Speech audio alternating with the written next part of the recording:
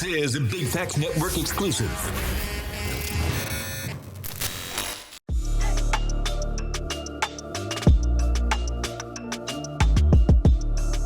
What's up, everybody? This boy Toy coming at y'all one more time with Stripclub Conversations. But this time, I have something special for y'all because I'm going to be telling all of my business to somebody that I really trust, somebody that is going to like ask questions that I probably don't want to answer. But I'm going to go through with this with Ghost Rider. You know what I'm saying? Y'all going to be introduced to her fairly many times because she's going to be here often. And this is what we're going to be doing. Talking about strip club conversations type of shit. Y'all always want to know what's happening. Y'all always want to know what's going on at night with nighttime people. So we're going to let y'all know, but we're going to start with me. I'm going to tell y'all everything that y'all want to know.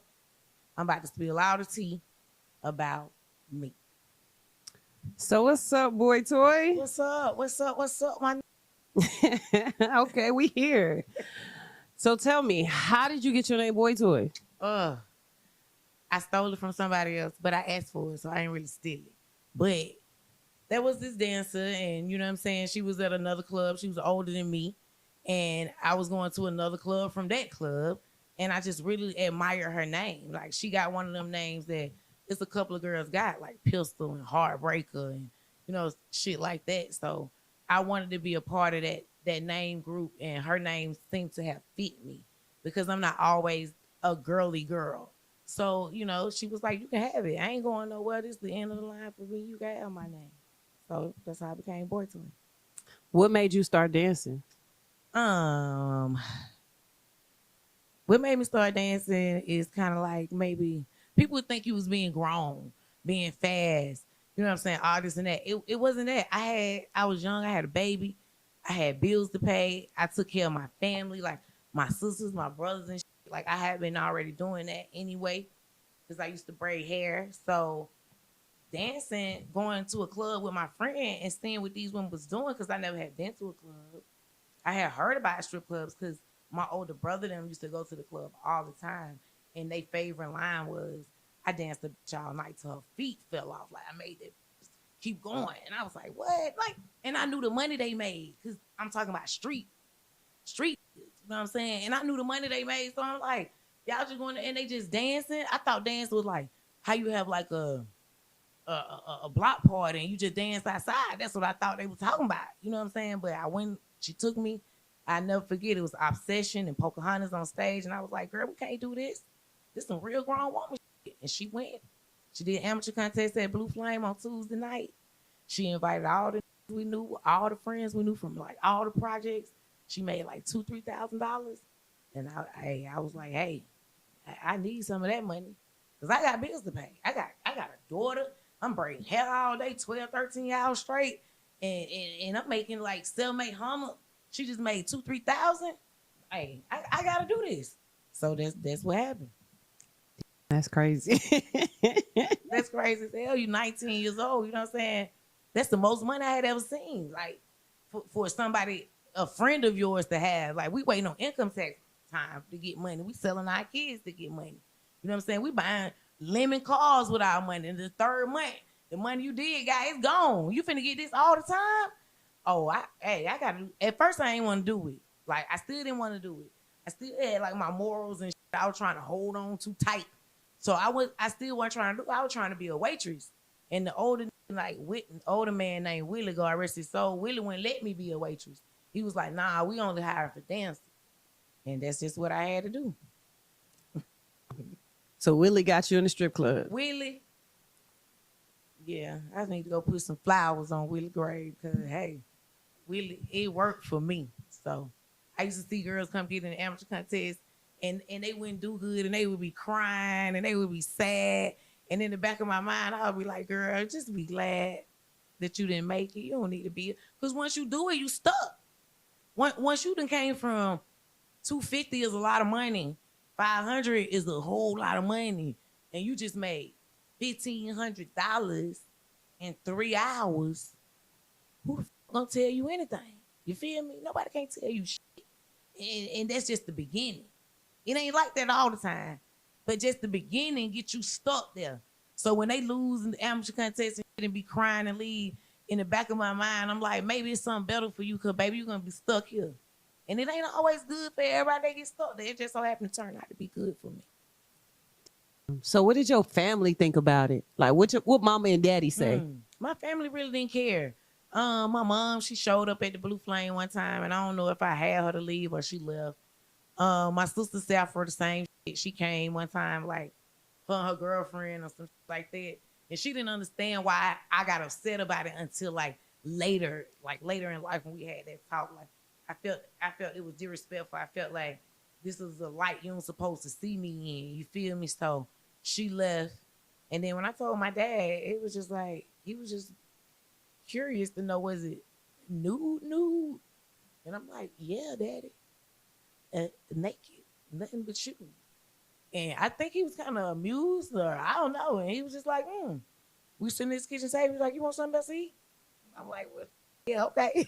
It just went from there. And I've always taken very good care of myself and my children and my family and my mama and them, because like I came up in the crack era. So I always had that you don't have. So when you do have, this is what you do with it.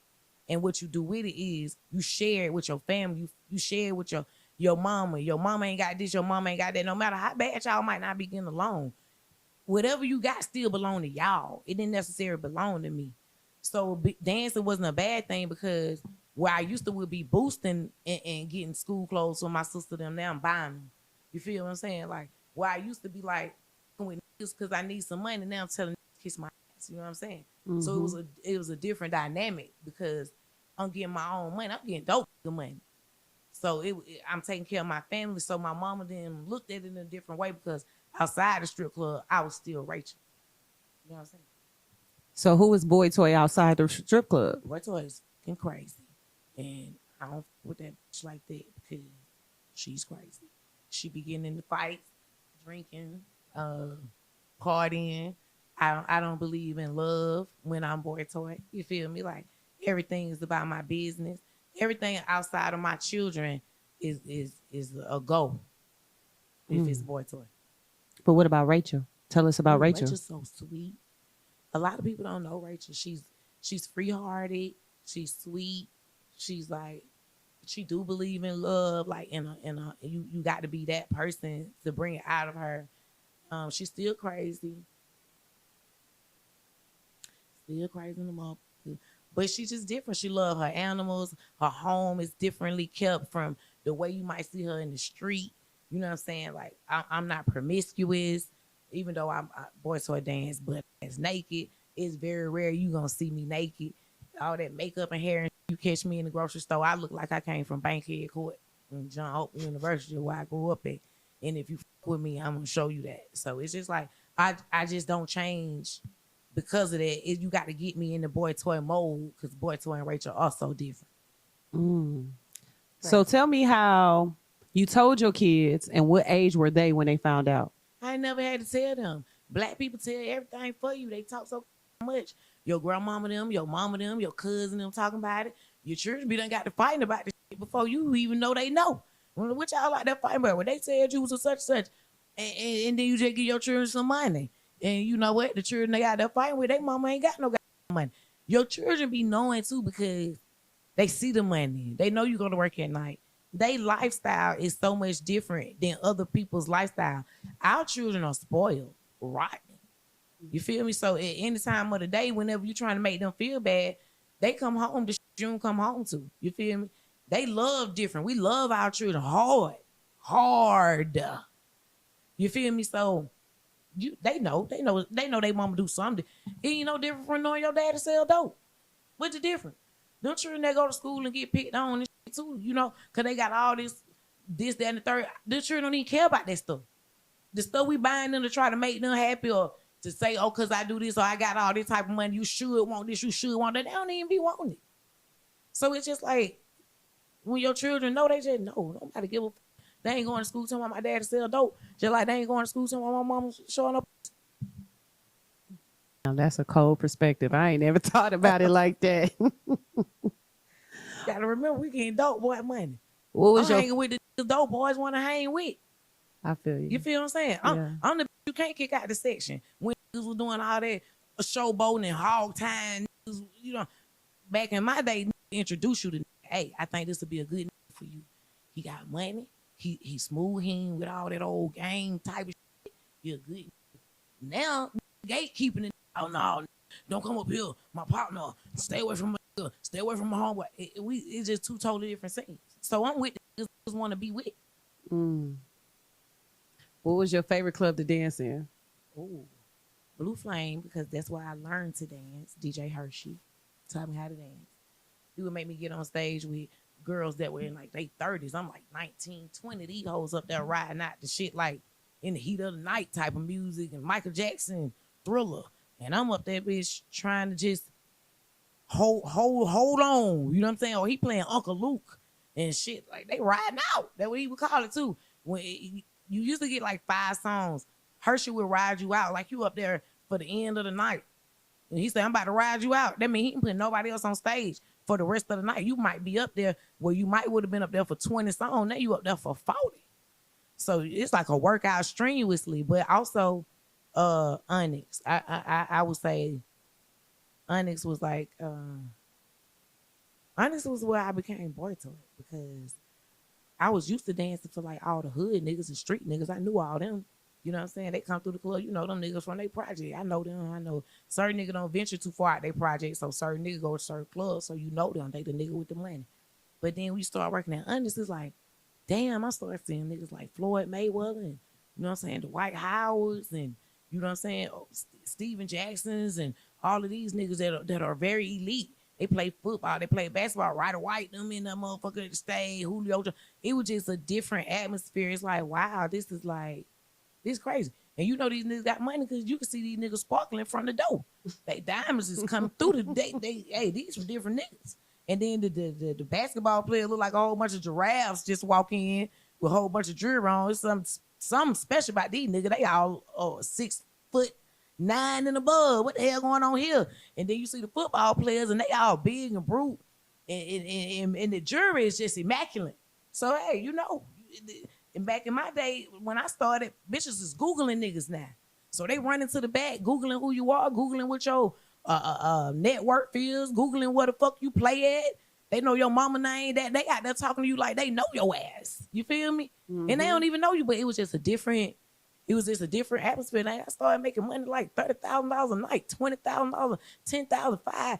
Nigga, I done broke up with my old man and everything. You know what I'm saying? I'm living the life. I don't need nobody when I was working at Onyx. So Onyx was the spot. You fucking right. Until they burned it down. That's crazy. So they did burn down it. Burned our club down because we were getting the money. We were getting money. Niggas like Divine Steven, Akon were coming in that motherfucker. We were getting money.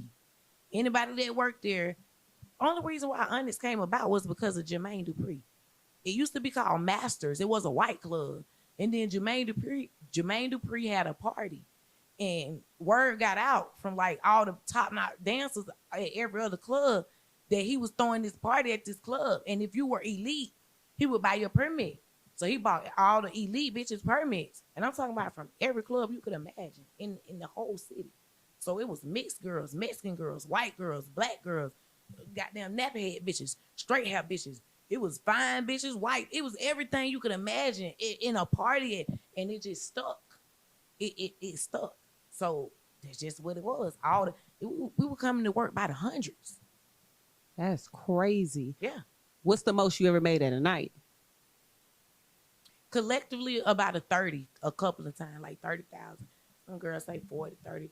Yeah, like collectively and by myself. Like, if a nigga really fuck with you and he like you like that, he coming to see you. He not just coming tonight.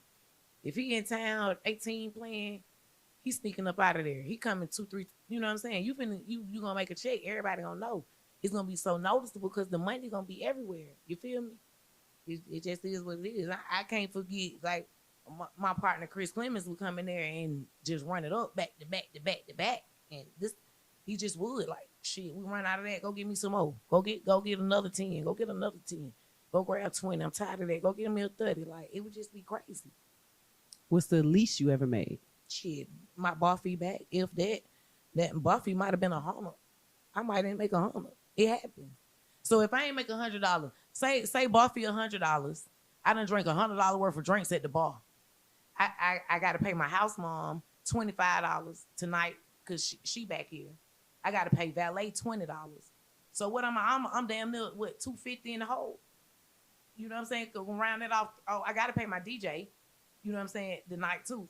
So we're just gonna say I'm $300 in the hole with just by walking in the door. You feel me? Because that's all the shit I got to pay out tonight. So even if I make $300, I just broke even. I ain't made no money. So what I'm gonna do with my money is if I made $200, I got to pay all this shit. He'll bring the $100 for my bar fee.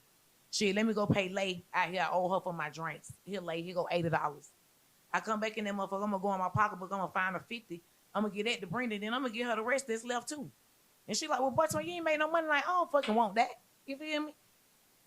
Bitch, I'll be back tomorrow. I'm gonna try again. I seen some hoe be out there in the parking lot, boo-hoo crying. And I'm out there like, bitch, we gonna be back tomorrow. Okay, you ain't make it tonight, but we gonna be back tomorrow. It don't always happen. You know what I'm saying? The way you want it to. So yeah, I ain't just above not getting no money. Nah, I done been that motherfucker sometime and ain't got no money. But when you didn't make no money, did you ever think like it's time to go? I need no sense, please. I just playing. No, I never thought. No, I never thought nothing. I just thought it was a bad night. You know what I'm saying? And sometimes when you have a bad night, you know it's gonna be a bad night because the older you get in dancing, you got to have a drink or two before you hit the floor. Well, you usually need that. But the older you get, now I need my little shot, 2, 3. Your waitress, she know you, she fuck with you, she see you her money. She see you walk through the door, she come to get, if you like me, because I pay good. I pay great. I even pay good. So what I'm saying is my bartender, she coming to fuck with me. My waitress, she coming to fuck with me. Boy, so what you drinking? They just bringing it. Here go you a drink. They know I need 2. Here go you a double shot. Here go a single and a Red Bull. Because I'm going to pour all that shit in the Red Bull can, pour my Red Bull halfway out. That's my drink for half the night. Then I might get that again by the end. So they bring me my shit. And then when you motherfucker fuck around and knock it over. Not going to make no money tonight. Then you get another one. Then you fuck around and before you drink that motherfucker, boop, knock that one over too. Not going to make no money tonight. Another way I know how I'm not going to make no money tonight, girl need to check they trap at work. When you got to check your trap, that means you got to bend down, get you a mirror, or either get in the mirror, because the whole dressing room is full of mirror, right? I'm sitting here doing my eyelash. And here you come talking about you need to get in the mirror and check your trap. Well, don't do it in my face, because guess what? There go another omen for me. I ain't going to make no money. I don't want to see your trap. I don't want to see you open it up, check to see if there's some tissue in there and a white thing in there. You put your tampon string up our way and shit like that. Some girls look and help you. I can't look and help you. You finna ruin my night. I ain't finna make no money.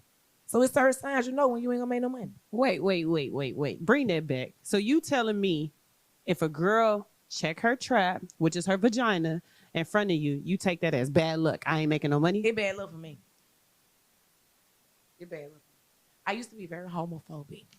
I'm not homophobic as anymore. I'm working on it. I'm transitioning. But yes, do not open up your lips in front of me. I don't want to see your stuff in there. Yo, pink, what if it's something in there? And you want me to help you tell you it's in there? Now I seen that. I got that visual in my mind tonight. You think I'm actually about to make some money? No, that was an omen. I ain't about to make no money. Wow. That's just me. Some girls don't care. They help you. Oh, girl, you got something in there? You got a little something? Don't ask me. I can't help. So how you check yours? You just check my own. I'm going to tell you, hold on, move out the way. I'm going somewhere private and check mine. I'm not checking mine in front of nobody. I don't need you looking at mine with me. I can look at mine by myself. Yeah, why you got to bust it open in front of everybody? Like, let's talk about that. Let's talk about it. Why you ain't going to the corner? Why you ain't off to the side? Why you don't got your little hand mirror? You feel me? Prop that thing up like that. That was the earpiece. Don't worry. But why you got to do it like that in my face, in the mirror, and I'm back here in the mirror? That's too much. What happened to sister code? I am your sister. If you get into a fight, I'm gonna be the first one out there to help you. That's the more sister you ever need, right there. Nobody need their sister to help them with their vagina. Unless you're having a baby, and I will stand beside you and hold your hand. But I don't want to see nobody. I don't even know why God gave me 2 girls instead of 2 boys. Because I might got too many girl animals even in my house. Because I don't want to see nobody pussy. Period. It's a bad omen for me. Dang. What's the nastiest, I mean, the most disgusting shit you ever seen in a strip club? How much time we got? Oh, it's like that? I can name a few. Okay, let's go. Top 3. One I kind of like. I was young. I was dancing at the Blue Flame.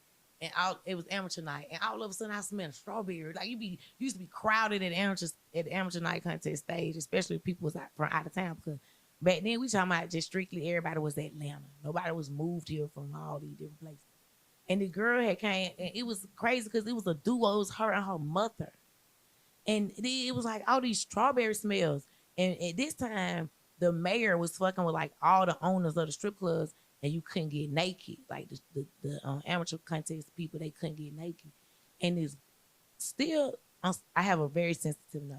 Still, I'm smelling strawberry. All of a sudden, in this girl stage performance, she moved her pants to the side, and she pushed her muscle, and out pops a strawberry out her vagina. A real strawberry? I think it was one of the frozen kind, because them kind would be smelling real loud. No, that's nasty. That happened. I saw that. I seen a girl push her tampon back up in her vajayjay. Come on, football.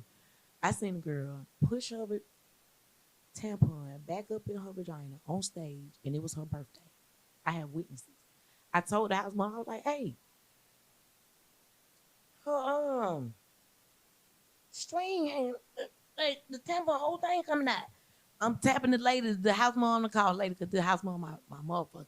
I'm tapping like, hey. And she's like, oh, shit. And she go to tell the girl on stage, like, hey, you know, it's happening. And we thinking that it's her birthday set. It's when your birthday set, everybody that's at the club is on the stage for you for your birthday. I'm thinking she gonna jump out, run to the back, and fix the problem. She just took her finger and swapped it back up in there on stage and kept dancing. That's nasty. I said, okay. Yeah, and the baby wipes and the rags, those get me. I can't stand when they take a wash up and they rag hitting the sink. 30 girls done bathes in this sink. You know how you can see the dirt rise up in the water? Like how your bathtub water be dirty and it leave that ring. You see, you know, that's in the sink back there because 30 bitches done washed up. And you let your rag touch the sink and the water while you ain't holding your rag up under the sink, making sure you don't touch nothing. Your rag is in the sink. And then when you get through using it, you hanging it up. Like you finna come back forward, back in the restroom. And well, everybody back here. You get another one, it costs $1. I don't know. And I seen somebody baby wipe from the bottom up. Most time you come off the floor, you hot. You might ain't finna take no shower. You got a custom, you gotta run back out there. Yeah, you'll get you a baby wipe and some cologne and shit. But you baby wipe the neck, maybe, you know what I'm saying? The chest if you sweating up in here. Then you throw that away. You might get you another one, hit the bottom. This lady hit the bottom, the back, the front, the neck, and the face. Me and the house mom almost fell out. So that's why I don't fuck with women. That's just nasty. I've seen women do some real nasty stuff. I got a question. This may be too much, but I'm going to ask it. Have you ever seen strippers go to the back and take a number 2 and then go out? Oh. Okay, I have to say this person. I'm one of them people that don't boo-boo all the time. How you don't boo-boo all the time? I don't got to pee a lot. I don't got to boo-boo all the time. I just don't. Okay? It's certain people that I've learned that have a time where they got to go shit. Every day. It's certain time. Why is you shitting right before work? And it's always the ugly girls. They got the boo-boo or always got the fart. It's always the ugly girl. It ain't never the cute girl back there. Ooh, girl, you be like, who back here shitting? It's always the ugliest one. Why you got a boo-boo right? And then you ain't even taking no shower. You gonna take a wash up and go on the floor? What if it's a little debris? Cause everybody know how to wash their boot hole. So are you pushing it out when you wiping it? Are you sticking the rag semi up in there? Cause let's be clear, that motherfucker squished up, right? You got all them little ridges, right? The catching stuff. So did you expand them ridges with your finger and wipe it out in there? No, cause you wouldn't even know how to do that. If you would train your body not to shit for work. Right? Why you shitting right for work? It ain't going on the floor. It's some of them old, I would never dance. Like, no, you can't dance over here. And I don't like them touching me. As soon as you come to work and your hair pretty, they, oh, yeah, get your hand off me. You the same girl that every time you be dancing, you grabbing your cootie cat or you rubbing in your booty, opening it up. And then here you come with your hands. That shit be coming in slow motion. Bitch, don't touch me. I don't like, even when I dance, I'm gonna grab my shit sometimes, show my own shit. So I'm not finna be out here and been dancing for a nigga, persuading the emotion to the money with this. And then I'm back there talking about, ooh, girl, your bang so pretty.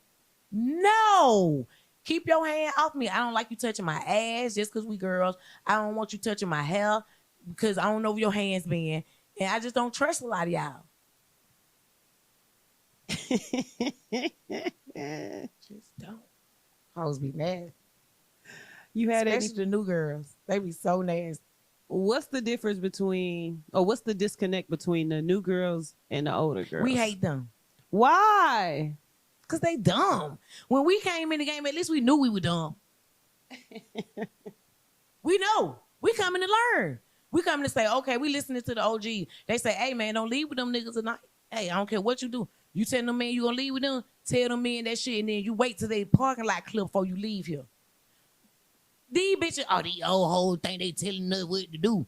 They old cause they mad cause nobody wanna go home with them. And then when they come back to me, I got robbed, and then I got raped. And then you be like, excuse me, baby, pay me that baby oil right there. You don't even want to hear they sob ass story. Then you a hater.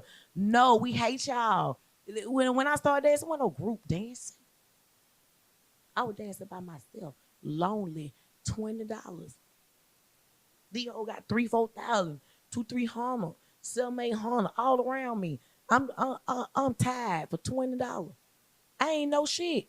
I gotta watch them to learn something. It wasn't no group up there. How am I dancing with her $500 pile for a nigga she like? Now 3 girls dancing for $500. Better yet, 5 girls dancing for $500. And then y'all complaining that y'all got $100 from the nigga. You don't know math? You better off letting one girl get that $500 and you go find you somebody to get you $500. We didn't even split stage set money. Y'all split a stage set now mean we all together. We all make the same money. That was not a thing when I came in the game. It might have been 5 of y'all on stage. But just like I'm looking at the camera right now, and I throw my money in that direction. And goddamn it, you over here think this for you. Whoever I threw it in that direction, they know it's theirs. So if you come from over here trying to grab some of this money that I threw over here, you about to get your ass whooped. Because it's not yours. But now everybody share. It wasn't no motherfucking sharing. You were getting down with $20. Them hoes were getting down with they $2,000-3,000 a piece because you was a rookie. You had to earn that. You had to get up there. You had to earn your shit. You had to earn your customer. You had to make your own way. And half the time you had to fall out with the older bitches because you got to take one of their customers. You feel me? You had to earn it, though. It wasn't given. Y'all hold just walking up on niggas expecting niggas to get y'all some. And that's why y'all looking at the money later talking about how we all wind up with $90 because y'all whole can't count. And y'all think everything's meant to be shared. Y'all share your niggas. Y'all sharing the goddamn children snacks. Y'all young old dumb. We wasn't dumb. Even though we were young, we wasn't dumb. So that's why we can't stand y'all. Because y'all whole fucked the game up. Y'all whole made the game where it's commercial. Where it's a video thing.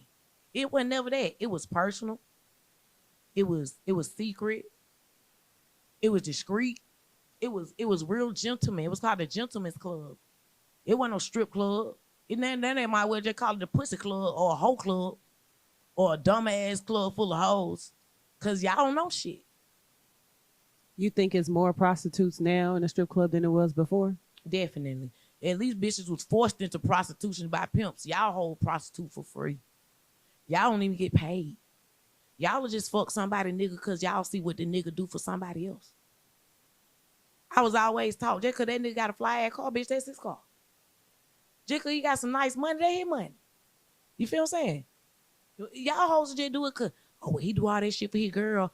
Or it ain't even about him doing shit for the girl. Y'all just do it because y'all jealous of the girl. Girl don't even know you. Don't even know your dusty back. You know what I'm saying?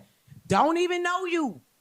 And then you up here mad because this nigga fuck with me a certain way. And then you fuck on the nigga and you ain't did nothing but added the extra body to the nigga, make me get the fuck away from the nigga cause you ain't hitting no shit and he still don't even want you. So now I don't want him because he was low enough to go with your dusty ass. And now I'm all to a new nigga that don't even like you. Would never talk to you. Have you ever had to fight somebody over a nigga in the strip club? No, I'm not gonna fight you over no nigga, but I have, and I'm not bragging about it, but I've been on that end where I'm dating somebody else's boyfriend. You know what I'm saying? Like they done brought their boyfriend in there, and their boyfriend that came back, and through their problems and shit like that, I done became this nigga girlfriend. I'm not proud of that.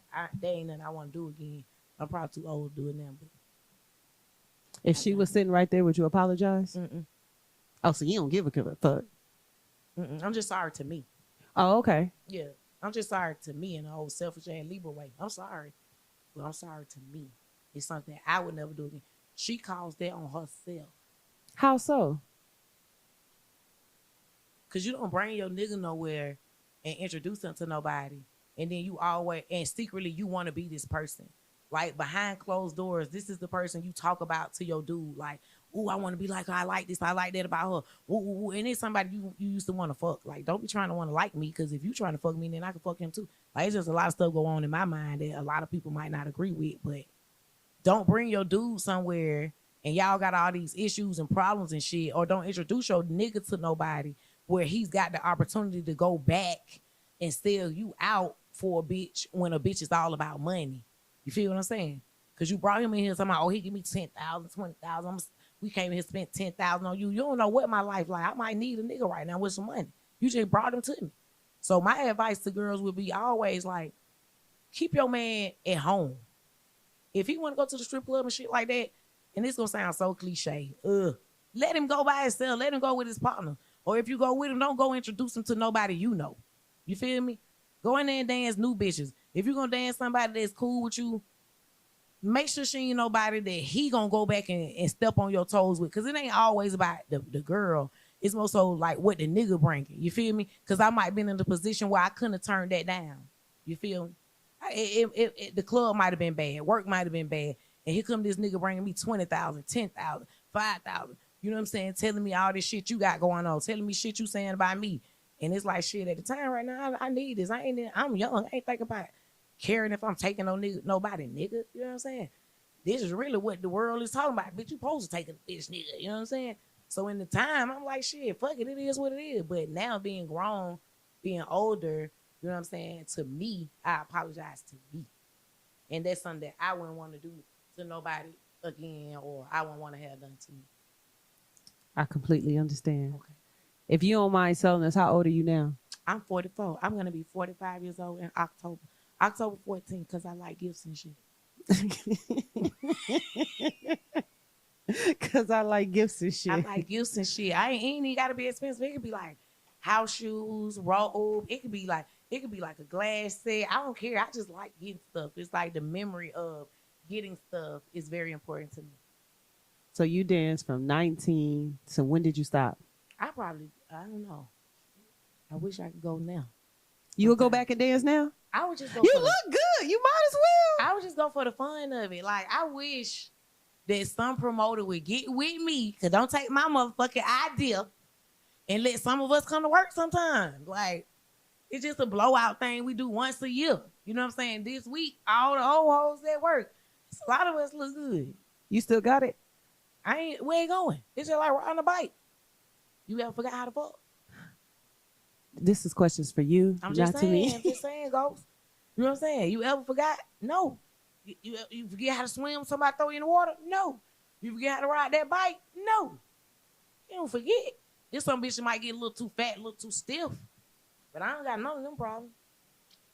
Okay. I wish you were right. So listen, I just have a question about surgery. Okay. So, it's a lot of girls that start in the strip club and they're pretty slim and they go get surgery. Like, how do you feel about that? Do you think the strip club make them get it because they look at other girls with big old booties, big old breasts? And have you ever had any surgeries? I love titties. I need a new pair right now. I'm on the way. I'm going in August. But I feel like surgery is,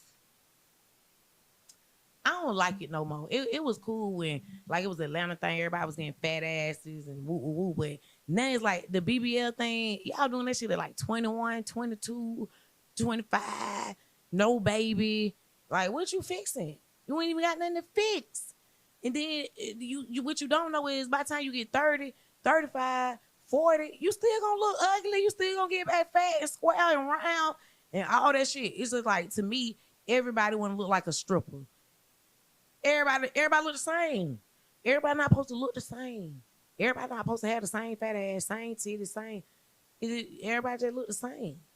So y'all down strippers talk bad about anxiety dancer, stripper, night walker, whatever the fuck y'all want to call us. Y'all talk super, super bad. These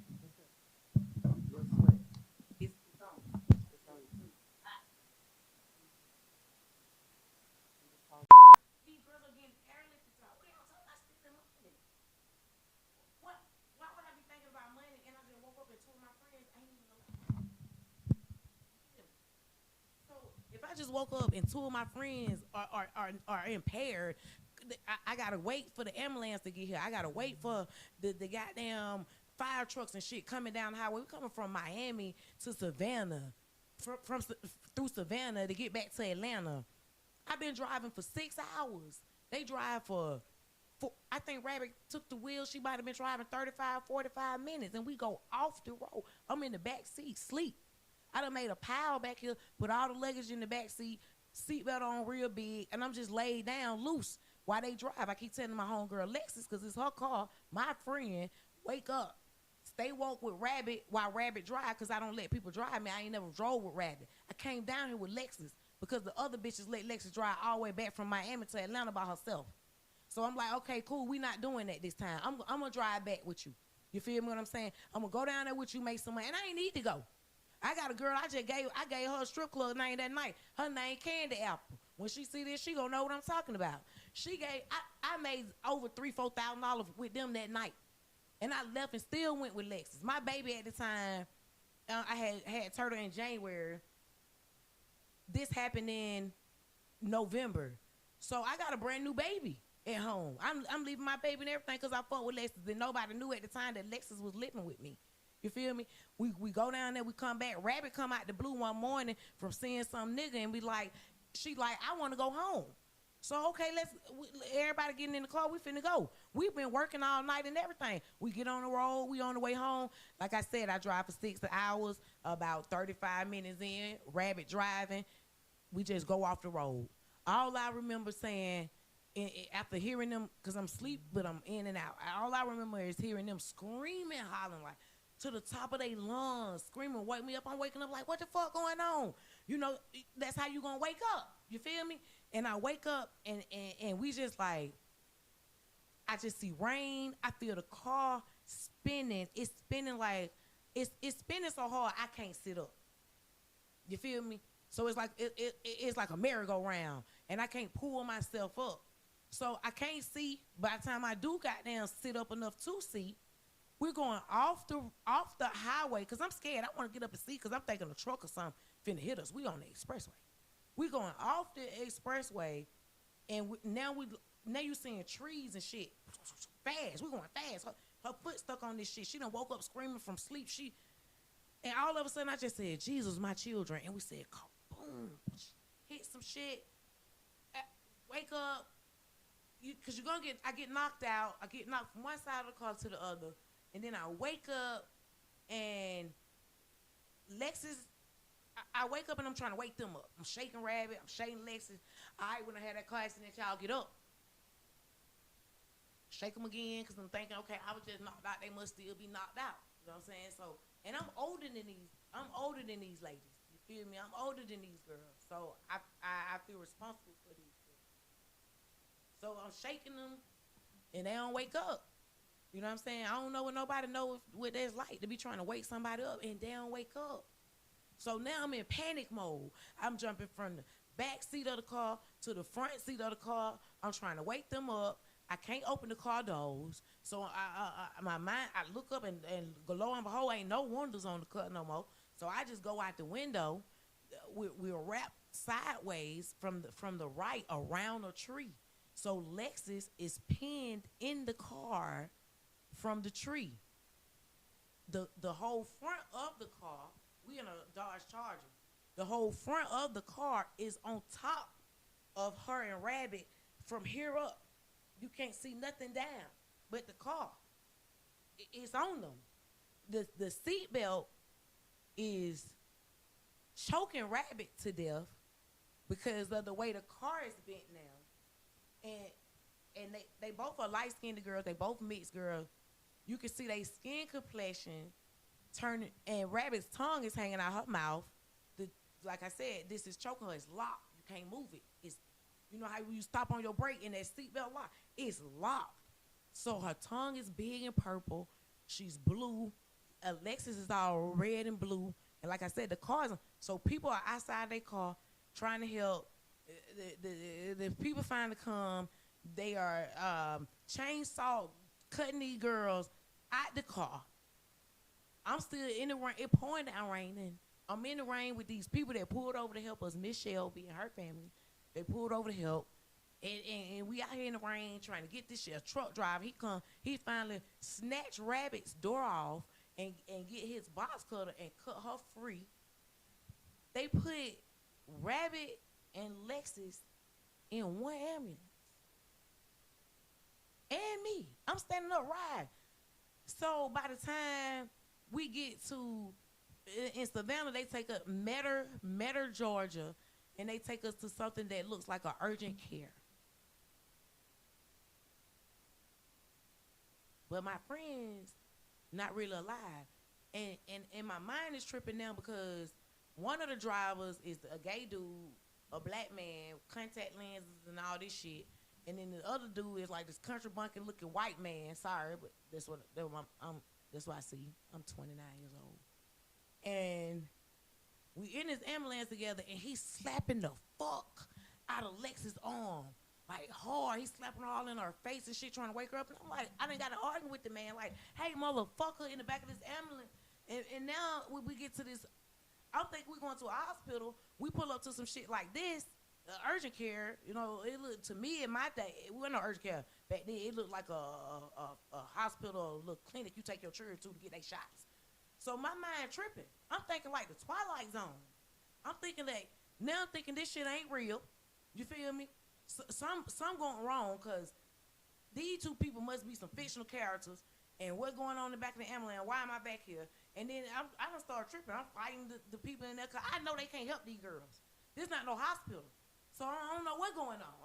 I'm in a small country town. I ain't seen a house for miles. You know what I'm saying? So they done gave me some fucking shot to calm me down. And I hate to name drop my partner, but I called Rico Love, the first person I called, and told him what had happened when we left Miami and got to where we was at. And he was like, stay where you at. I'm going to send somebody to come get you. And I was like, no, my mama and them, my dad and them, I just talked to them.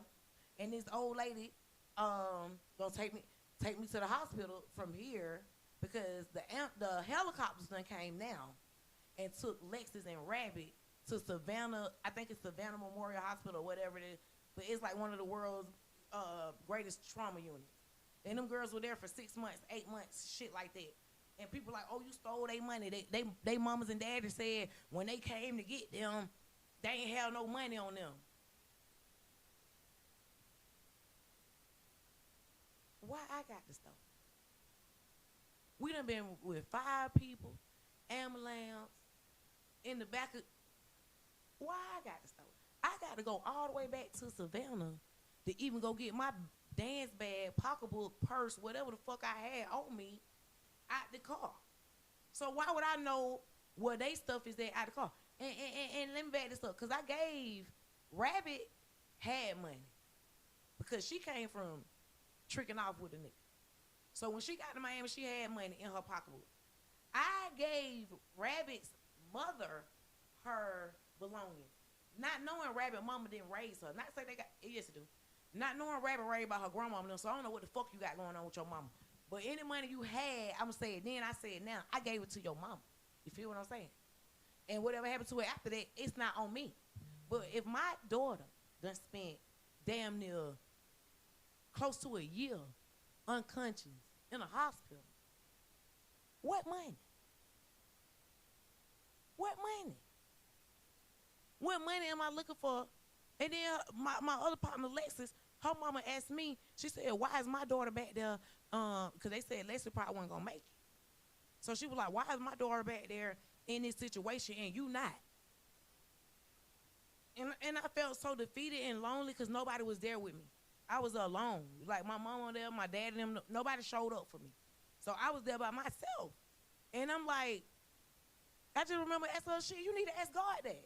You know what I'm saying? Why you asking me? Ask God. Because I don't know. But for whatever reason, God let me walk away without a scratch on me. The doctors and shit, it was one nurse, she asked me, she said, a lot of people aren't religious, I'm very religious. She said, do you mind if I just put my hands on you? And to me, I'm like, I don't care. Like, what the fuck? You know? And she was just like, it's impossible you came out that car. When me and my cousin Janika went back down to Savannah to get everybody's stuff out the car, because I went and got everybody's shit out the car. When we went back down, the man asked me, it was at his house. He had like a garage in the back of his house. And he said, me and my wife, his friend was with him. I got a picture of the white man and everything. He said, we would like to know, how was this seatbelt right here and you weren't sitting up right here? I said, because I put all the luggage right there and across the back of the seat. And I actually laid like this with the seatbelt on me.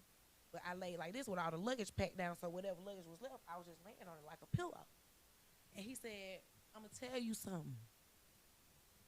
He said, had you been sitting up right here where you supposed to been sitting at, he said, let me show you something. The floor of the car was bent in a triangle up like this. And because the tree was here and the car was smushed down here, he couldn't open it. Like he had the jaws of life. He had this big ass Tonka truck looking thing.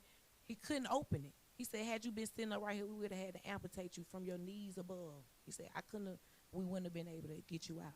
He said, so me and my wife have been wondering for a long time, how was you back here in this back seat and that didn't happen to you? I said, I just had stuffed all the luggage.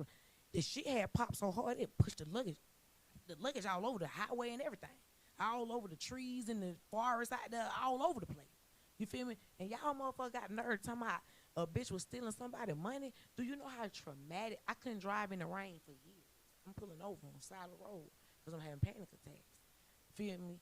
Do you know how I've heard these screams before? I've heard mothers scream when their children die.